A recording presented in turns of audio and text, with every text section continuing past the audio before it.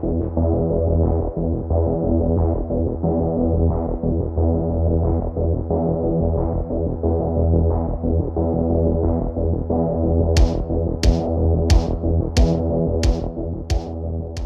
you are, welcome to Comics and Revelings with Aru, along with Hope from Rising Sun Publishing, all the way across the great ocean over in America. Thank you for joining us. And if you are watching this on the replay, on the clip video, thank you. And please subscribe. I don't say it enough. I think it's something that we, as Kiwis, we don't really go out and push ourselves out there too much. We find that like it's something, if you do, people are always going to like look down on you or tell you that you shouldn't be proud of what you're doing or whatever. But I know in the society that we live in right now with social media and stuff, to actually be out there, you got to actually tell people what you're doing and ask people to help you along the way. And so one of those ways you can help us is by subscribing to our channel and by liking or commenting, helping us through that algorithm, and whatever the computer things do, right? Machine learning. And when they realize that you guys like us and are sharing or commenting, they'll boost us up further up the food chain. Otherwise, you'll end up with late night TV shows being promoted that nobody watches, because I mean, most of you guys I know are watching YouTube, right? And or streaming. So thank you for watching our channel. I really appreciate it. From this month onwards, from today onwards, we're switching to a very interesting 4 days a week kind of schedule, where it's in New Zealand, it's Thursday to Sunday. And in the Northern Hemisphere, it's Wednesday till Saturday. We're at the bottom, you guys are at the top somewhere. Europe, America, Canada, Greenland, and Alaska. But of course, us down here, we've got Antarctic, Fiji, Australia, South Pacific, South America. So we get the warm weather about this time. But I thank you for joining us. We do a long form live podcast. And from that, we talk freely and openly about what we talk about. And then I cut that into the segments. And then later on, I load that up with images, with topics, with video in between, depending on what subject we're talking about. Currently, we a couple of weeks back, we talked about human trafficking and modern-day slavery. And I had to do a lot of research after we'd spoken about what was out there happening right now. And so that's taken a lot of time. Already spent about 3-4 hours just on that alone.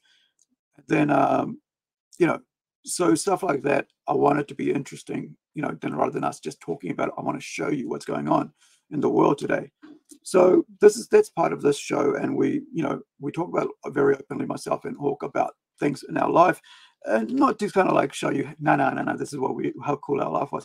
No, but just to be honest with you guys, because we're at a stage in our lives, midlife, right? Half a century, as I realized today, that not that I shouldn't have realized today, but I mean, it's just, thinking about it, that it's brought us to experiences that we both of us come from very different backgrounds, yet we're working together in the comic industry.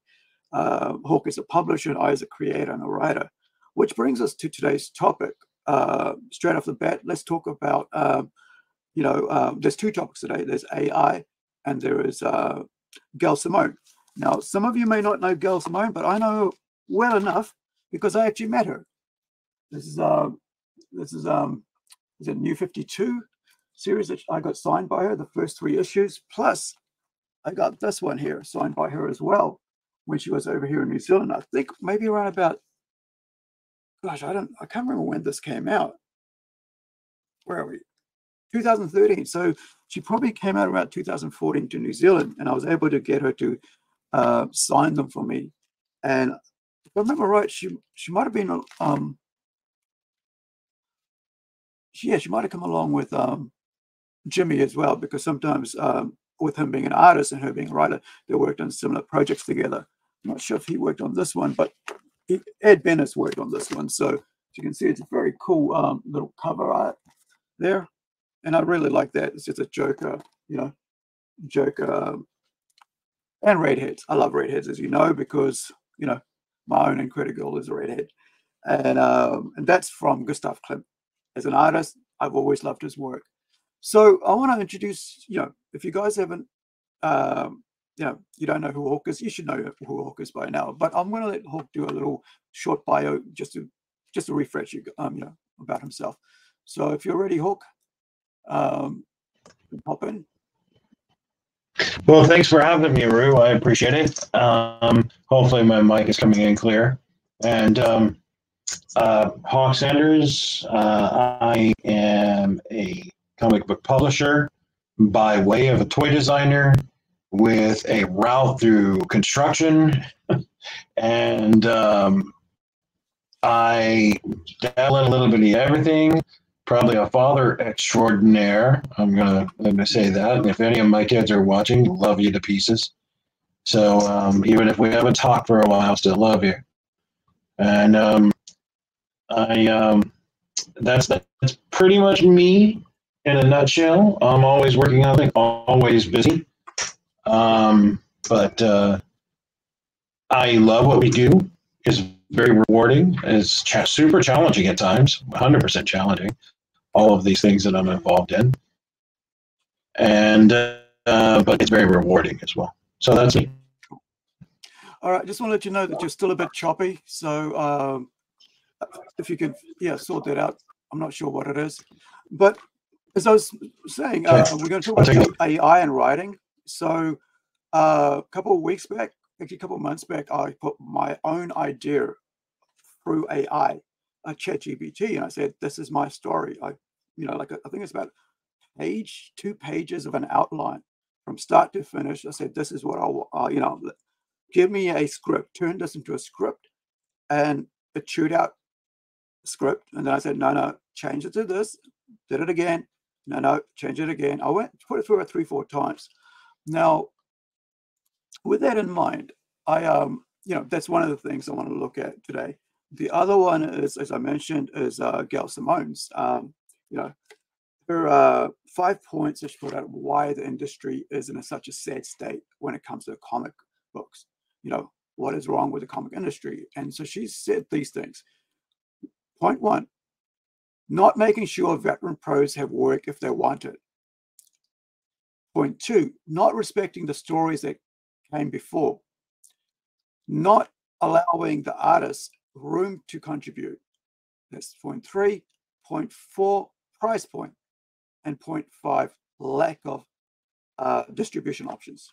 Now, the thing is, let's start with point 1, right? So point 1 is not making sure veterans have work if they want it. So, Gail Simone herself is now a veteran, right? She's been around for a while, maybe about 20 odd years. I might have to look at, a bit more into that.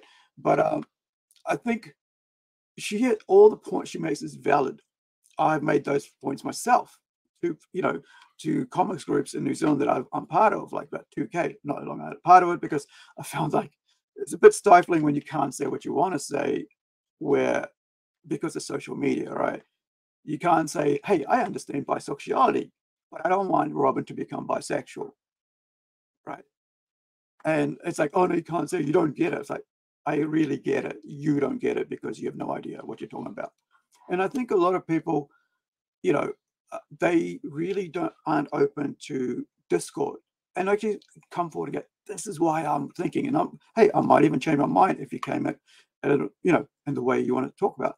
But I find that social media isn't allowing room for that, and you'll notice a lot of that happening now, where there isn't enough open discourse about comic books and why the mainstream has gone the way it has, especially the comics industry with the big 5 that we talked about the last week. So I thought this week with the points that Gail Simone is making, number 1 being not making sure veteran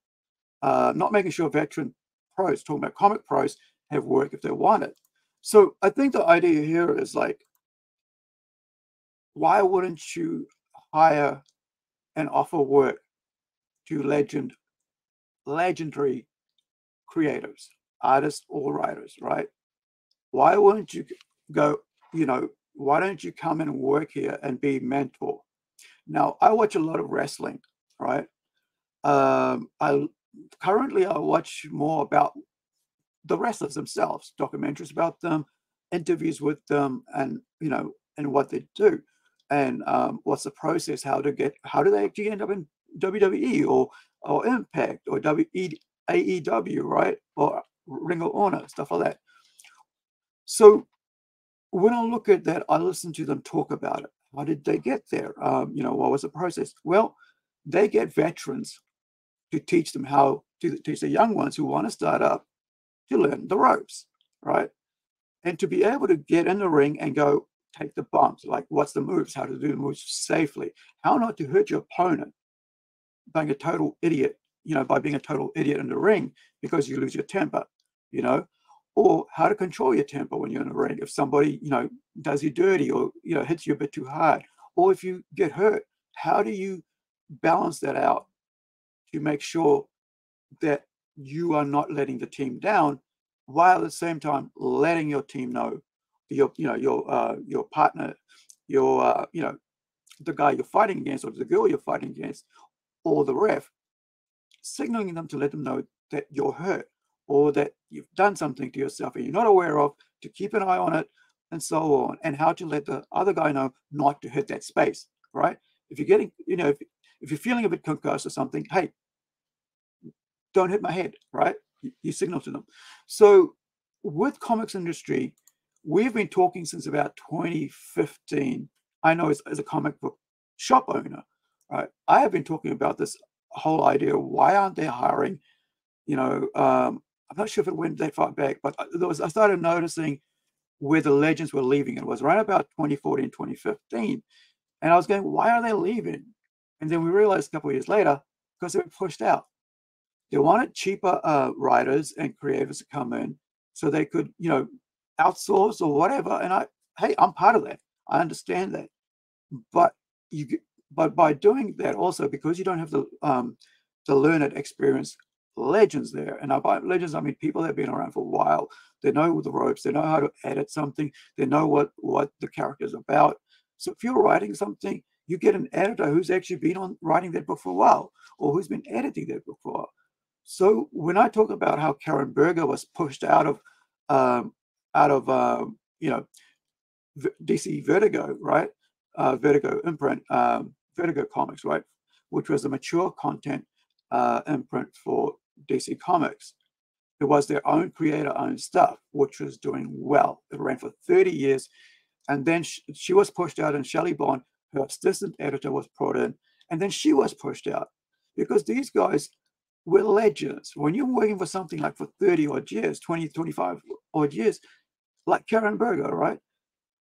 You know everything you need to know about the business and how to deal with people, how to deal with publishing, how to know what needs to be done at the drop of a hat if something goes wrong. And Hawk is in that situation himself as a publisher, right? So he's been around for 25 years in that. So I'm going to ask him to talk about the publishing side of things. But myself, even when I'm writing stuff, I still have to get other people to have a look at it, make sure that I haven't missed anything. Because if you don't have somebody there checking, kind of like tapping you on the shoulder going, have you thought about that? Or that's not going to work there. And you're left to your own devices, we get what we've had for the last 10 years. Utter garbage. Why we're here. So that's my point on that. It's because that's what happens when you don't let the mentors stick around, the legends stick around. You have people just doing whatever they want with characters and basically crapping on all the works of people like that. See, one of them, like you can think about it, is Chuck Dixon, right? Right. Guy who put together Birds of Prey, right? Teen Titans, right? Legend, right? So, I bought these books not because, at the time, not because of his name, because of the characters that put together in this. I remember watching the show Birds of Prey way back in like 2000s or something. In the middle of the night, they had a TV series there. But, you chase these guys out and they have to go, these guys should be still in the business, in the mainstream because that's where they belong. But of course, they get chased out, they get cancelled for whatever they talk to, if they talk to somebody else. Now he's over there helping somebody else do really well, whereas you could have had him at DC doing really well. You know what I mean? So now you got, you know, cheap labor force that isn't aware of why things work the way they do. So you get gender swapped, you get race swapped, you get sex, you know, sex swapped, whatever. You know, you're suddenly have been like for 60 years or you've been straight, now you're bi, or you know, or you're gay, right? So on, or you're trans now. It's kind of like that thing. So you rather than creating a brand new character, because these guys don't know how to create characters, they just know how to, you know, change characters. And I'll talk about that, about another thing to do with Robin Hood, a TV show. But Hawk, give us your publicist perspective on that, about, you know, the point. I'll just reiterate that Gail Simone's point about, number one, why, you know, the state of the comics is the way it is, not making sure veteran pros have work if they want it. Apologies for that. I didn't realize you weren't there. Yeah, I was trying to fix the mic. Hopefully this is a little bit better. I think that, well, on the publisher side of things, I mentor other people. I have been mentored by other people. And I get to name drop because I love these people so much. Right? Mark Taylor, Rebecca Taylor, his wife even, who worked in the toy industry for years. And if you don't know who Mark Taylor is, he was creator of He-Man. Martin Mariola, who is still my friend today, and he's a wonderful person who taught me so much, and we still stay in contact. I go hang out at his place. He's still a mentor to me. Sadly, Mark has passed away. And if you don't know who Martin Mariola is, he worked on He-Man as well as Cars, Mattel. You know, he was Mattel vet, and he retired from Mattel, which is a really challenging thing to do. And I don't mean any qualms about that, but it leads into what you're talking about right now. And the good thing there is that tomorrow, no, on Saturday, in 2 days' time, we'll be talking about He-Man and the Masters Universe on our toy shop show. So thank you for bringing that up. Yeah. Well, both of those worked on He-Man, and there's many other mentors along the way. You know, there's just been so many. There's so many of them that have helped me to get to where I am right now. You know, and I have worked with mentors almost all of my life. I can't remember a time when I didn't have someone to go to that had more wisdom than I did. To go without it is kind of foolish. You know, even when I was in construction, I had mentors. Mr. B, you know, I hope is still alive. I haven't seen him in years. And, you know, Buzz. These are mentors that helped me to get to this, to get to where I am today. And not just mentors about your profession, but mentors about life. A mentor doesn't just talk to you about how to get where you want to go in your career. A mentor talks to you about how to get where you want to go in your life. And I think that this is a problem with a lot of ways that this is set up, and a lot of people thinking that this is from so many different angles. And I'm trying to talk about it as a publisher. My guys that work with me, they mentor people inside this company. They have people that are younger, that are less experienced than they do. You know, they don't have to be younger, they're just less experienced. And they are mentoring them into being better artists, better creators. This is the process. I don't want to push anyone out the door. Nobody. And maybe that's one of my biggest faults, to be honest. I think that's where I really probably falter is I get, you know, I don't want to let anyone fall through the cracks, and sometimes that's a bit of a problem. But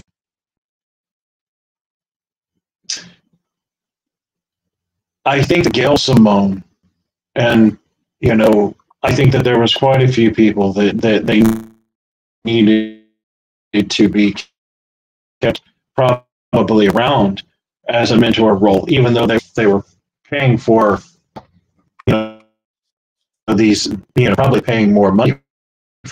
Hmm.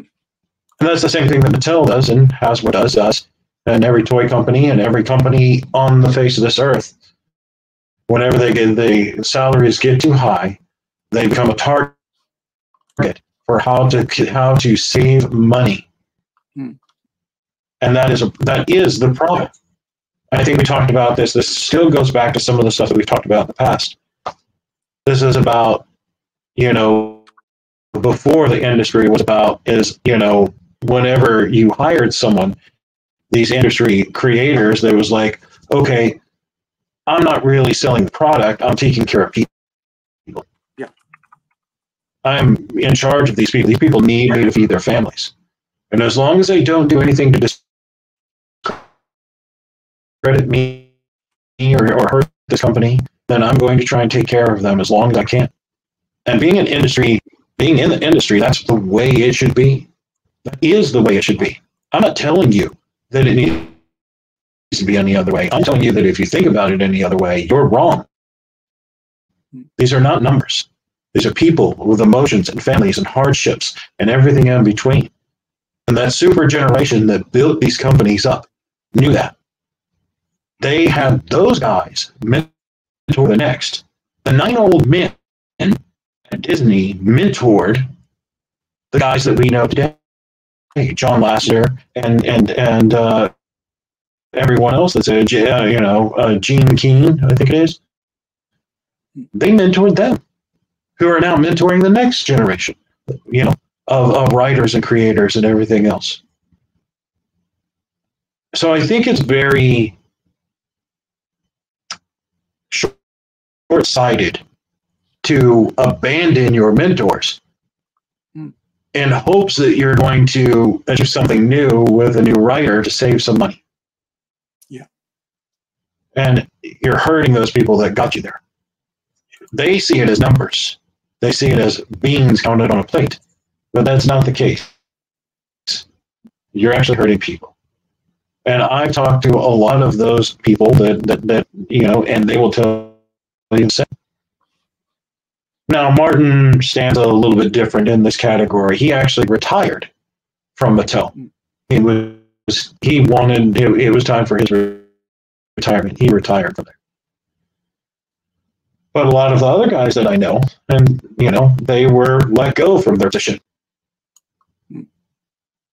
And I think that I think most people would see that as a bitter, stale aspect of it. So after you let them go, you think that you're going to call them back up as being CEO or as being your financial director of a multi-billion-dollar company, and that they're going to come rushing back to your aid?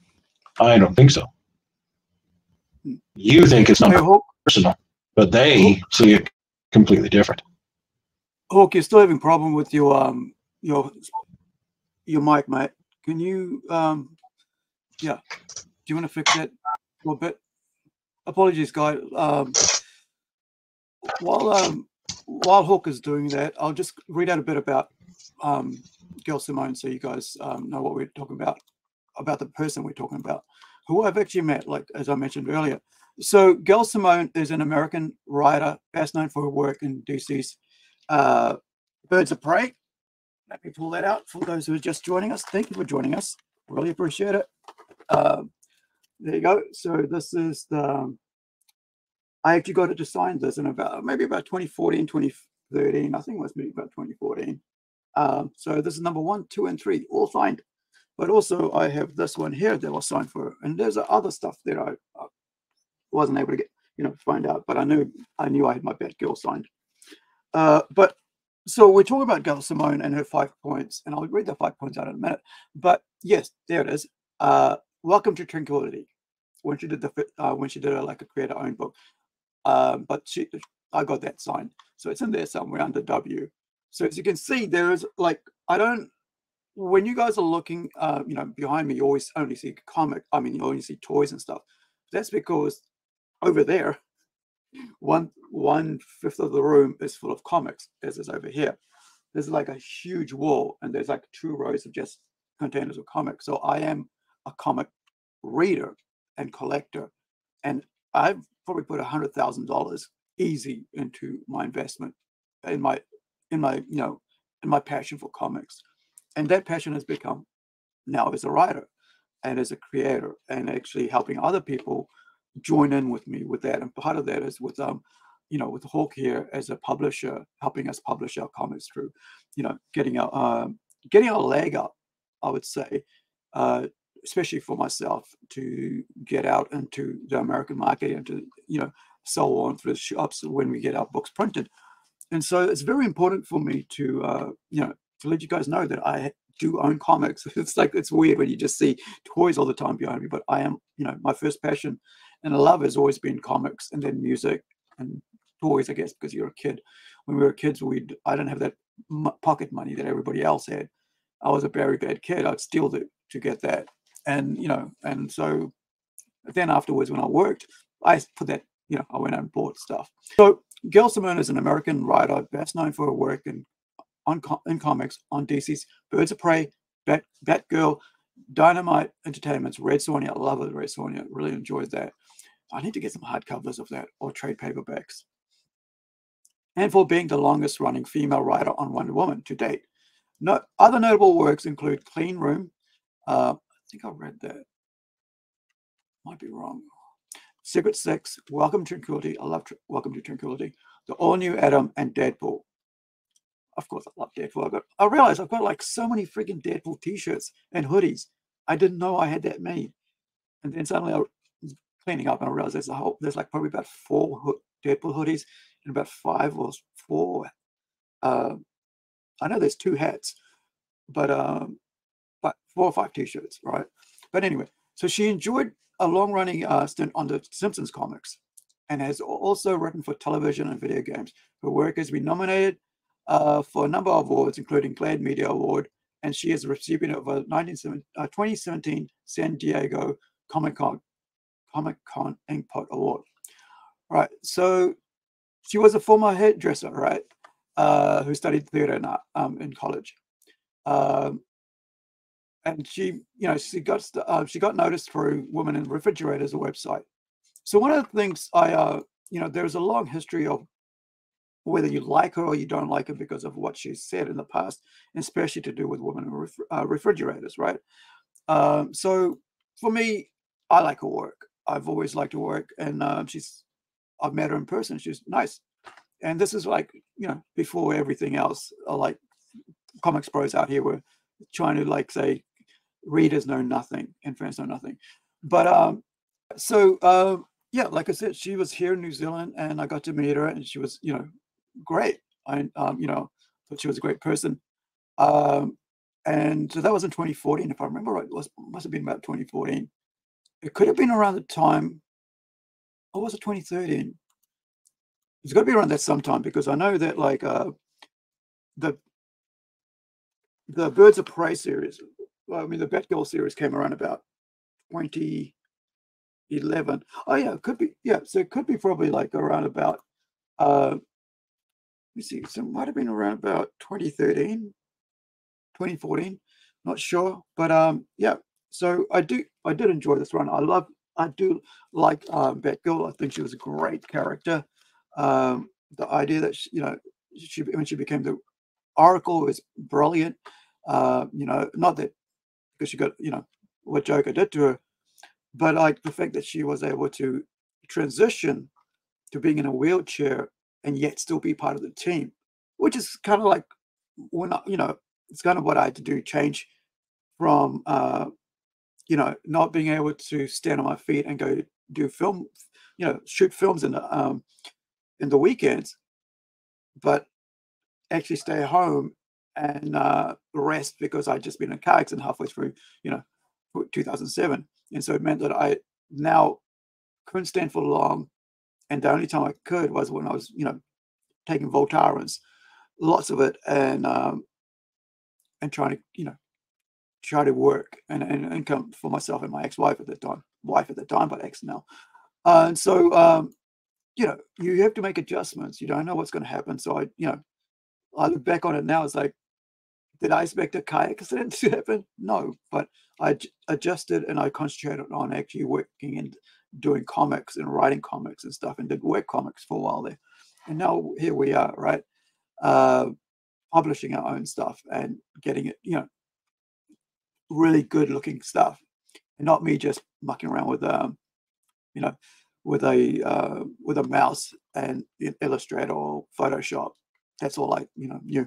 But how's it going there, Hawk?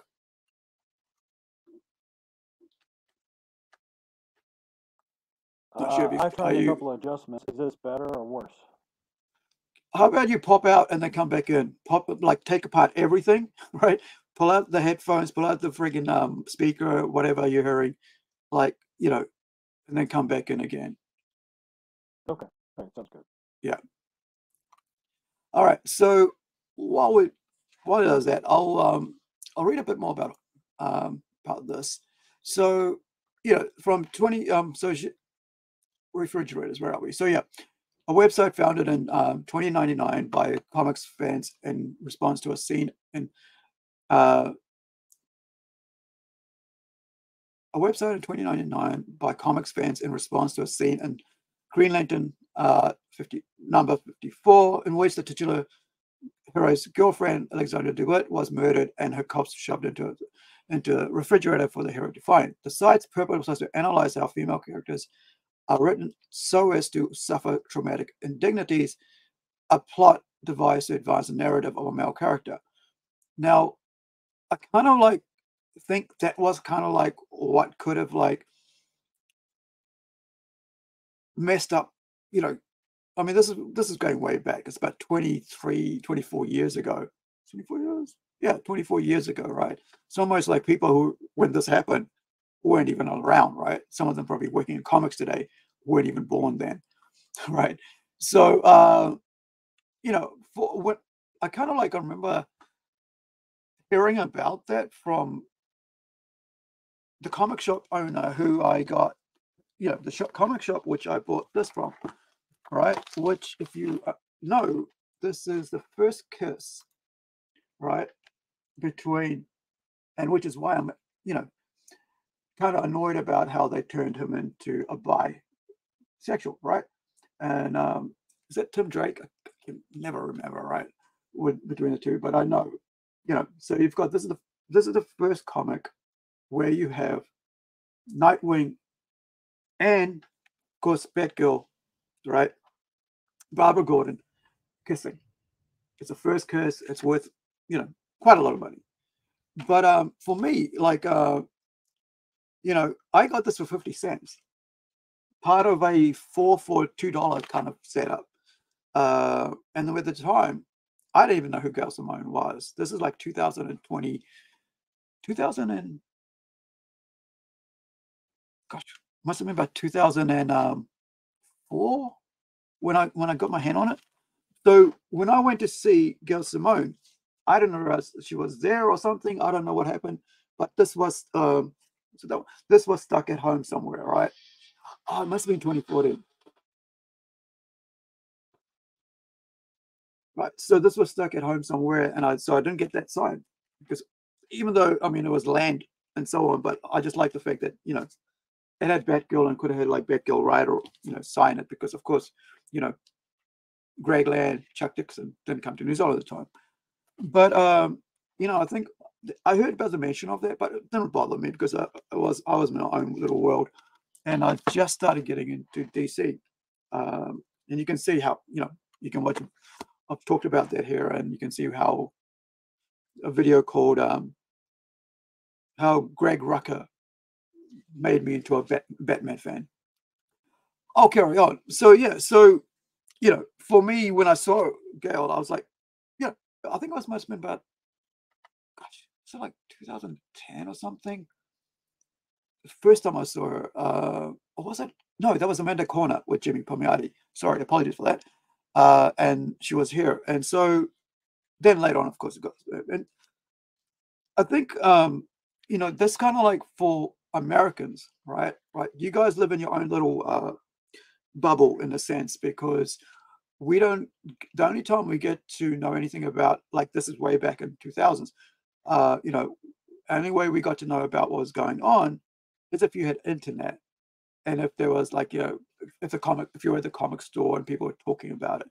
And if you didn't go to the comic store, you just bought it offline or whatever, you know, or bought it from a shop out of town, and you know, got sent to you, which a lot of times I did, you you know, you didn't know what was going on. So, or, you know, whatever the strife was going on because of that, you know, conversation, we had no kind of like privy to it, apart from unless you really, really were into that comics real deep.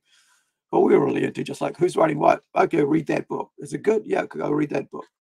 Now, so the idea that, you know, we would know what was going on wasn't, you know, it's not until years later until we figure out, okay, well, is that what was going on at that time? Didn't know that was going on. You know, like, I didn't know like Image was a thing until years later, because I never bought an Image comic, even though I was buying mutant comics all the time, written by Jim Lee, Ryfeld, you know, all that, Deadpool. But I didn't even know they had a, you know, I think I bought some Shadowhawk and stuff, but it wasn't like a big deal to me. It was just like, oh, that looks like a cool cover. Okay, so you know, the shop owner goes, try that out. I go, okay, why not? Add it to my list. Yep. I don't even think I ever bought a Spawn way back then, until years later that I actually end up with Witchblade and stuff like that, or Spawn.